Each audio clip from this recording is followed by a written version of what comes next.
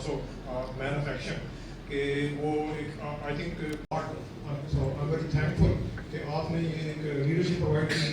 شیخ صدیقی بھائی ان کا ایک بڑا مشہور کال ہے, تو وہ friends P T A and all the industry friends Aamir Irfan نیم P T C L so many جو ہمارے نوید بھائی اور سارے جو لوگ بیٹھے ہوئے ہیں, وہ تو پرائیویٹ انڈسٹری کرتے ہیں, پرائیویٹ لوگ ہی کرتے ہیں, انٹرپرینیورس کرتے ہیں, جابس کریٹ کرتے ہیں, which is one of the biggest contributor to the taxation revenue of the business professionals کو, accountants کو, and so many professions کو, اور ڈاؤن اسٹریم پہ جتنے ہمارے کانٹریکٹرس. تو یہ اس میں فرسٹ جو ڈیفینیشن یہ ہوئی کہ یہ فی ہے. عامر میں تو ان کو انٹرپرینور کہتا ہوں. I mean although they are employees but because they are hard for the youth کہ ان کے پاس اسمارٹ فون ہو, ان کے پاس ایپس ہوں, وہ دنیا کا کام جو ہے وہ یہیں اپنے گھر میں بیٹھ کے کا کیا قصور.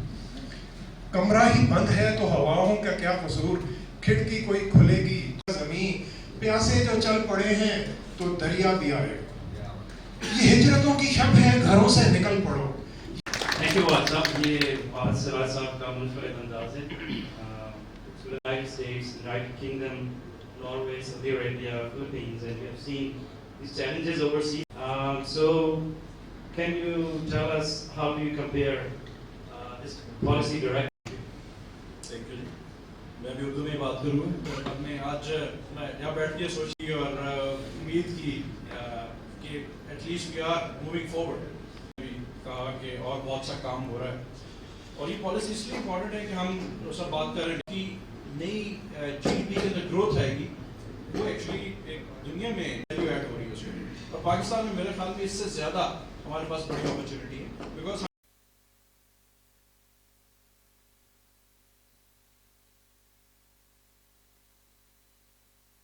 نہیں ہے. آپ نے جن ملکوں کا ذکر کیا جب میں نے کام کیا, پاکستان ریئلی دا اپرچونیٹی آج جو پاکستان میں وہ شاید کسی اور جگہ پہ نہیں ہے, لیکن ہمیں وہ مناظر جو ہے اختتام کروں گا کہ ہم خود تراشتے ہیں اپنی منازل کے سنگ میل, ہم خود تراشتے ہیں اپنی منازل کے سنگ میل, ہم وہ نہیں جس کو زمانہ بنا گیا. میں ابراہیم صاحب سے کویسچن کروں گا, لیکن اس سے پہلے just want to highlight there are lots of operators and guest. ہمارے پاس اگنائٹ کے سی او بھی آئے ہوئے ہیں, سکندر نقی صاحب ہیں, واوے کی ٹیم ہے, زہر خالق صاحب ہیں, اور ایم ڈی ٹی ایف ہیں یہاں پہ, اور on line we have Julian and Junaid from GSMA, but we also thank you all for joining us today. Now I go next to Amir Ibrahim sir. You can continue to Urdu mein baat kariye, English mein, but just for the sake of GSMA online, I just will ask the question in English. With your experience and this company which you are leading, so how do you see the change and what are the positive sides and upside of this policy directive ROW? Thank you. اور ہماری یہی intention ہوتی ہے کہ پاکستانی عوام جو ہم سے ایکسپیکٹ کرتی ہے, ہمیں آپ کو چیئرمین پی ٹی اے صاحب کے پاس ان کی جو سینسٹیوٹیز ہیں اور جو مسائل ہیں وہ بتا سکیں. اور آج جو ہم نے چیز کی ہے یہ خوشی والا موقع ہے, کیونکہ ہم نے ایک روڈ بلاک بنایا ہے. آئی تھنک اس کے فنڈامنٹلز, اس کے بینیفٹس ہیں, آج نے بہت اچھی طرح آرٹیکولیٹ کر دیے ہیں. اور ایسا شخص کہ جس کی کوئی مثال نہ ہو, خدا کرے کہ نہ خم ہو, اور اس کے حسن کو تشویش ماہ و سال نہ ہو. ہر ایک فرد ہو تہذیب و فن کا اوج کمال, کوئی ملول نہ ہو, کوئی خستہ حال نہ ہو. خدا کرے کہ میرے ایک. میں سمجھتا ہوں کہ تمام سیاسی پارٹی کو میرٹ پہ فیصلہ کرنا چاہیے, اور میرٹ کے حساب سے اپنے اپنے کارکنان کو ووٹ جسے کہتے ہیں ٹکٹ دینا چاہیے. ایز فار ایز ایم کے ایم از کنسرن, اگر ایم کے ایم کو دیکھیں گے تو ایم کے ایم نے کیا کیا, فیصل سبزواری کو سینٹ کا ٹکٹ دیا, خاتون میں کس کو دیا, خالدہ طیب کو ٹکٹ دیا. دونوں 100% میرٹ ہو سکتے ہیں.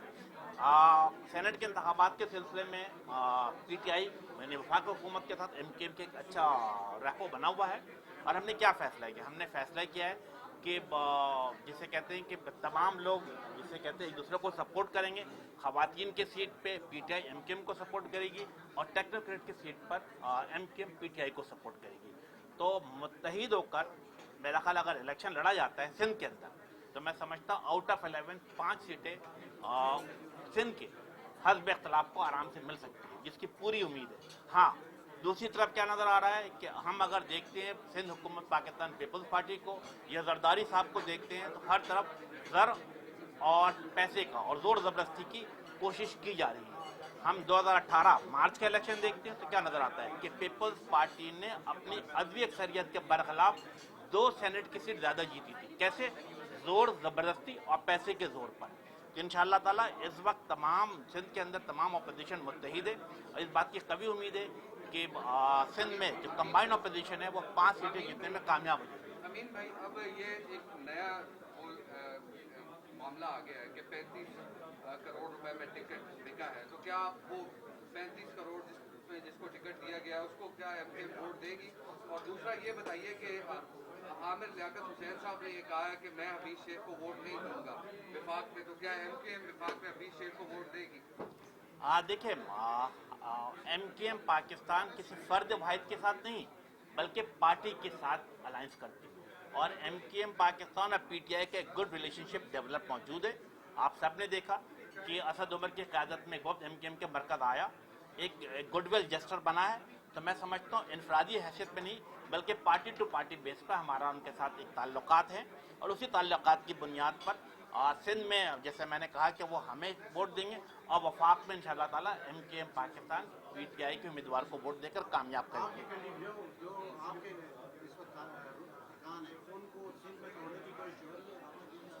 बिल्कुल जी, मेरा ख्याल है कि अगर हम माजी का रिकॉर्ड देखते हैं पाकिस्तान पीपल्स पार्टी का सिंध हुकूमत के, तो ये ट्रैक रिकॉर्ड नज़र आ रहा होता है कि 2018 में एमकेएम के 4-5 अच्छे अराकीन सूबाई असम्बली को तोड़ा गया और फिर सबने देखा कि जो खातून रुकन सूबाई असम्बली जिनको एमकेएम के थे उनको वो उन्होंने फैसिलिटेट किया और पाकिस्तान पीपल्स पार्टी ने उसी खातून रुकन असम्बली को दोबारा एमपीए बना दिया अपने सीट पर। तो ये साफ नज़र आता है कि ट्रैक रिकॉर्ड किसका है। तो यस, हमारे लोगों को धमकाने की भी कोशिश की जा रही है सिंध में और पैसे के जोर पे भी खरीदने की कोशिश की जा रही है।